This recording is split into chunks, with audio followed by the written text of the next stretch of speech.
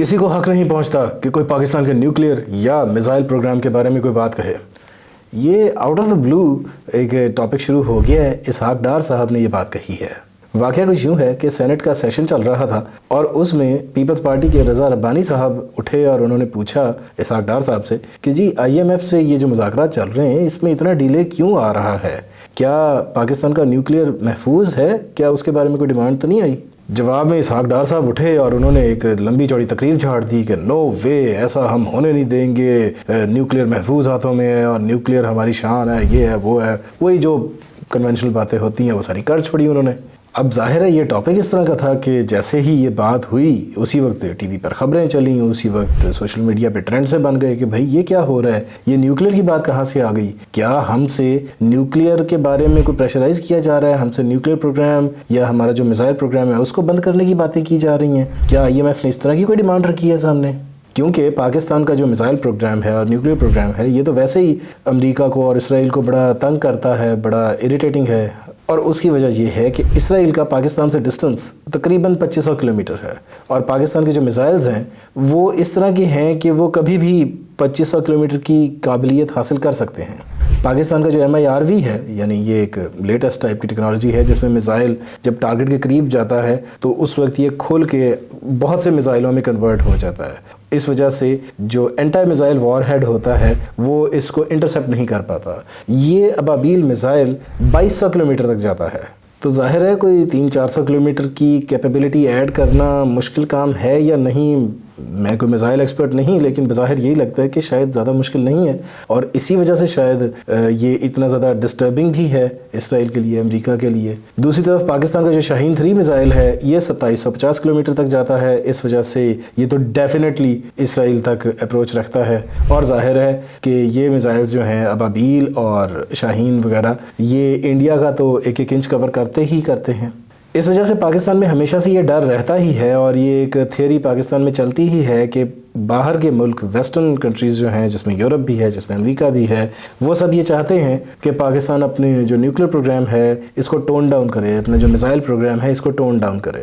اس میں ایک ڈر یہ بھی پاکستان کے بارے میں کہا جاتا ہے کہ پاکستان کی اکنامک سچویشن ایسی ہوتی ہے کہ کبھی بھی یہ والا جو نیوکلیئر ہے یہ کسی ٹیررسٹ وغیرہ کے ہاتھوں میں بھی جا سکتا ہے. اس وجہ سے ہمیں اس کو سنبھال کے رکھنا ہے. ظاہر ہے یہ سینٹ کی کارروائی جو ہے یہ ٹی وی پر براہ راست آ رہی تھی. اس وجہ سے جیسے ہی یہ بات ہوئی تو اوور آل شور اتنا مچا کہ PM آفس کو فوراً کلیریفیکیشن ایک اسٹیٹمنٹ میں دینی پڑی کہ بھائی پاکستان کا نیوکلیئر بالکل محفوظ ہاتھوں میں ہے اور اس کو بالکل کوئی کچھ نہیں کہہ سکتا اور ہم اس کو بہت جیلسلی گارڈ کرتے ہیں اور وغیرہ وغیرہ، وہی جو روٹین کی باتیں ہوتی ہیں.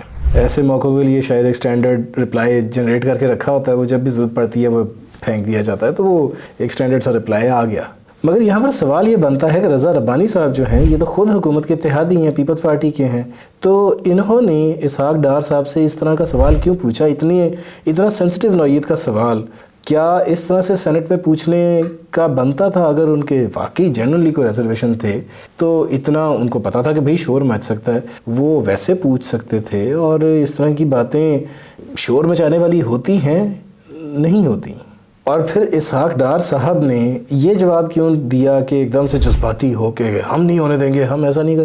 اس کی بجائے یہ کیوں نہیں کہا کہ نہیں بھائی IMF کا کام نہیں ہے ہم سے یہ پوچھنا، کیونکہ میں وزیر خزانہ ہوں. IMF نے مجھے تھوڑی کہنا ہے کہ جی آپ یہ اپنا نیوکلیئر پروگرام رول بیک کریں یا ٹون ڈاؤن کریں. میرے انڈر کہاں آتے ہیں یہ میزائل اور نیوکلیئر؟ ظاہر ہے اس طرح کی کوئی ڈیمانڈ آتی ہے تو وہ کوئی امریکہ کا سیکرٹری آف اسٹیٹ یا کوئی پریزیڈنٹ وغیرہ کرے گا، اور وہ کرے گا ہمارے پرائم منسٹر یا آرمی چیف وغیرہ کو، فائنانس منسٹر کو کیوں کرے گا؟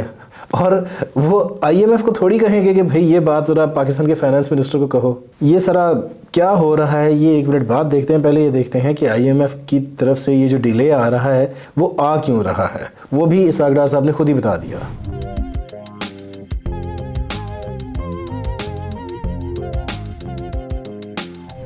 IMF کے ساتھ جو ٹاکس شروع ہوئی تھیں وہ شروع ہوئی تھی 31 جنوری کو اور یہ ٹاکس 9 دنوں کے اندر یعنی 9 فروری تک مکمل ہو جانی تھیں.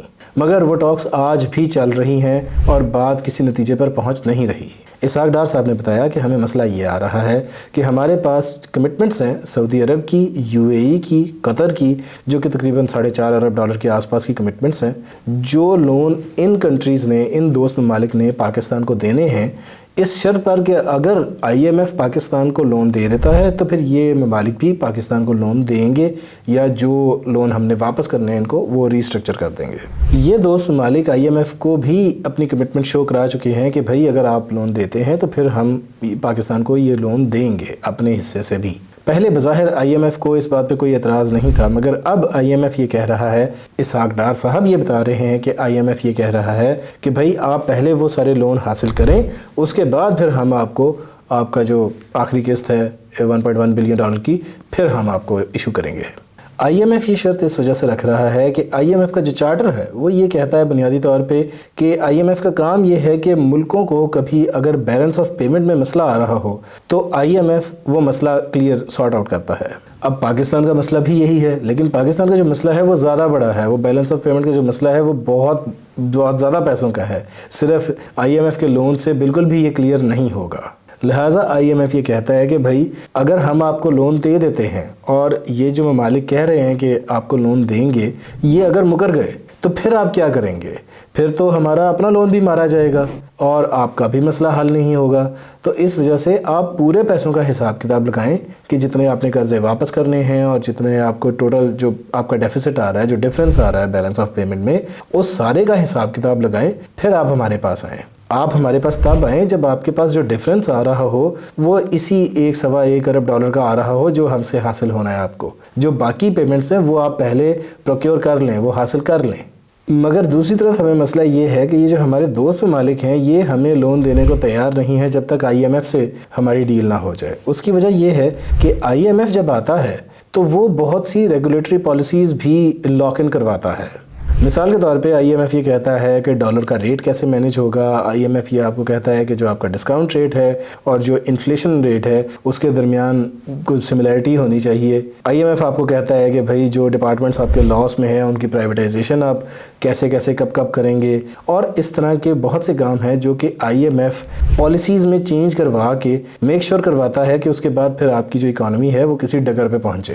جو دوست ممالک ہیں وہ اس طرح کی ڈیمانڈز کر نہیں سکتے کیونکہ اس طرح کی ڈیمانڈز پوری کرتے گورنمنٹ تھوڑی سی انپاپولر ہوتی ہے۔ ظاہر ہے IMF یہ بھی کہتا ہے کہ بھئی ٹیکس بڑھاؤ، چیزیں مہنگی کرو کیونکہ آپ نے اپنے خرچے پورے کرنے ہیں، اور ظاہر ہے اس طرح کی حرکتیں کرنے سے پھر گورنمنٹ انپاپولر ہوتی ہے اور پھر گورنمنٹ کہتی ہے کہ بھئی ہمارے لیے مشکل ہے کرنا نہیں، لیکن IMF پھر کرواتا ہے۔ دوست ممالک اس طرح کی شرطیں رکھ نہیں سکتے، ایٹ لیسٹ شرطیں منوا نہیں سکتے۔ نتیجہ یہ ہے کہ دوست ممالک یہ کہتے ہیں کہ بھائی پہلے آپ IMF سے لے لیں تاکہ ہمیں بھی پتا ہو کہ ہمارا لون بعد میں واپس ہو جائے گا۔ آپ ہم سے لون لے لیں، IMF کی شرطیں مانیں نہ، IMF سے آپ کو $1 بلین ٹوٹل ملنا ہے، ہم نے آپ کو پہلے بھی بہت زیادہ انویسٹ کیا ہوا ہے اور آپ کی خراب کرتوتوں کی وجہ سے ہمیں جو ہماری فارن ڈائریکٹ انویسٹمنٹ ہے اس پہ بھی ریٹرنز نہیں مل رہے، جو لونز ہیں وہ بھی آپ ریسٹرکچر کروائے جا رہے ہیں۔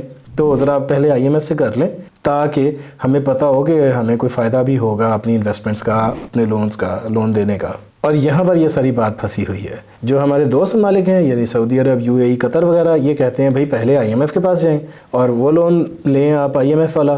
IMF کہتا ہے کہ پہلے باقیوں سے پہلے لون لے لیں، اس کے بعد ہمارے پاس آئیے گا۔ اور یہ اسحاق ڈار صاحب نے اب کھل کے خود یہ ساری بات بتا دی ہے۔ تو پھر اس ساری سچویشن کا حل کیا ہے؟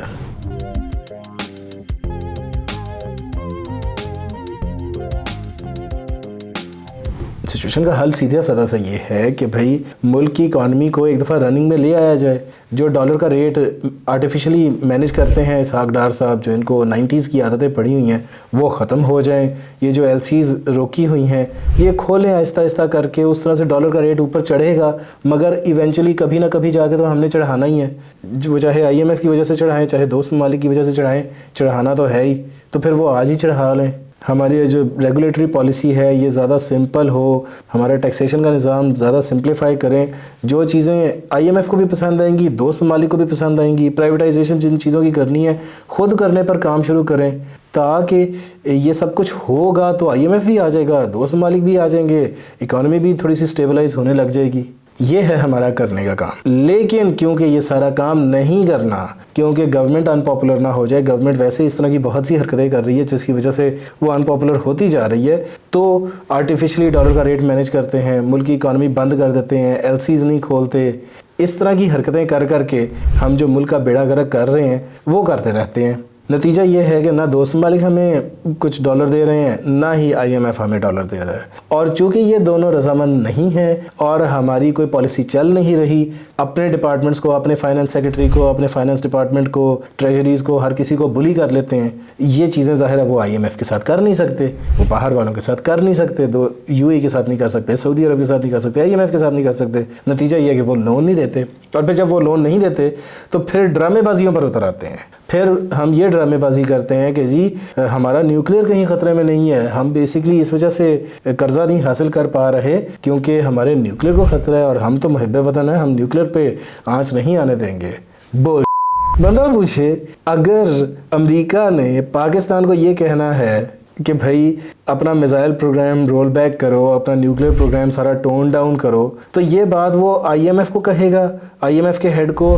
IMF کا ہیڈ اپنے ریجنل جو انچارج ہے، جو ریجنل ہیڈ ہے، اس کو کہے گا. وہ پاکستان کے کنٹری ہیڈ کو کہے گا. پاکستان کا کنٹری ہیڈ جو ڈیلیگیشن پاکستان کے فائنانس سیکرٹری سے اور فائنانس کے لوگوں سے ملتا ہے، فائنانس ڈپارٹمنٹ کے لوگوں سے ملتا ہے، منسٹری کے لوگوں سے ملتا ہے، ان کو آگے کہیں گے. پھر یہ فائنانس منسٹری والے اسحاق ڈار صاحب کو کہیں گے. پھر اسحاق ڈار صاحب جا کے آگے آرمی چیف اور پرائم منسٹر کو کہیں گے. پھر یہ آگے واٹ نانسنس یار. اس طرح سے نیوکلیئر کی باتیں ہوتی ہیں.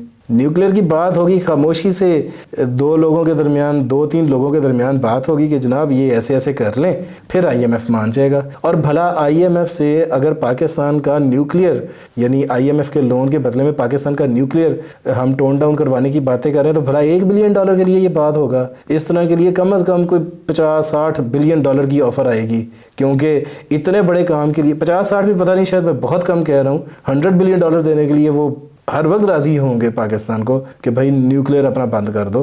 $1 بلین کے لیے دے رہے ہوں گے. اور پھر بھلا ایک اتحادی، نیوکلیئر پہ کوئی ڈر ہو حکومت سے، تو ایک اتحادی جو خود حکومت کا حصہ ہے وہ اٹھ کے بولے گا کہ بھائی آپ نیوکلیئر بیچ رہے ہو. کیا بکواس ہو رہی ہے یار. یقیناً نیوکلیئر ان کو پسند نہیں ہے پاکستان کا. پاکستان پہ جو پریسلر امینڈمنٹس آئی تھیں 1980s میں، جو پاکستان پر پابندیاں لگی تھیں 1990s میں، جو امریکہ کے ساتھ تعلقات بہت خراب رہے، وہ پاکستان کے نیوکلیئر اور میزائل پروگرام کی وجہ سے ہی رہے ہیں. پاکستان کا نیوکلیئر اور میزائل پروگرام ان کو کبھی پسند نہیں آیا. لیکن IMF کے تھرو وہ یہ بات نہیں کریں گے.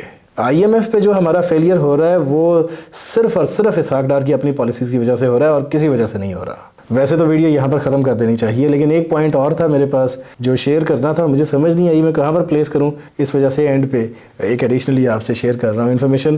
چائنا سے ہم بیسکلی سارا کچھ مانگ رہے ہیں کیونکہ یہ جو دوست ممالک ہیں عرب کنٹریز، یہ رضامند نہیں ہیں. تو ہم چائنا کو کہتے ہیں کہ بھئی آپ پلیز ہماری مدد کریں. تھوڑی بہت چائنا نے مدد کی بھی ہے، لیکن چائنا نے پاکستان کو $2 ارب دیے ہوئے تھے، $2 بلین، جو کہ پاکستان کے یہ فارن ریزروز میں ایڈڈ ہیں. یہ ہم نے واپس کرنے تھے چائنا کو 23 مارچ کو. ہم نے چائنا کو ریکویسٹ کی ہوئی ہے کہ بھائی یہ آپ ہمیں تھوڑا سا رول اوور کر دیں، یہ ہمارے ریزروز میں پڑا رہنے دیں. مگر مسئلہ یہ ہے کہ چائنا اس وقت ہم سے غصے میں ہے، یعنی سیریس والا غصے میں ہے، اور ابھی تک چائنا نے رضامندی شو نہیں کی کہ وہ اس کو رول اوور کرے گا. اس کی وجہ یہ ہے کہ پاکستان نے جو چائنیز IPPs پاکستان میں کام کر رہی ہیں، پاور جنریشن کمپنیز جو ہیں، ان کے پاکستان نے $1.5 ارب دینے ہیں، جو کہ پاکستان نے پے نہیں کیے ہوئے، کیونکہ پاکستان کے پاس ڈالر ہے نہیں. اور اس وجہ سے چائنا ہم پہ شدید غصے میں ہے. اتنا شدید غصے میں ہے کہ ہمارے جو فارن سیکرٹری صاحب ہیں وہ اس وقت چائنا میں بیٹھے ہوئے ہیں اور ان کو منانے کی کوشش کر رہے ہیں. اور ایون ہمارے آرمی چیف کا ایک وزٹ متوقع ہے کہ رمضان سے پہلے یعنی اسی ہفتے میں، اگلے ہفتے میں وہ بھی چائنا جائیں گے اور وہ بھی حالات کو زیادہ اسٹیبلائز کرنے کی کوشش کریں گے.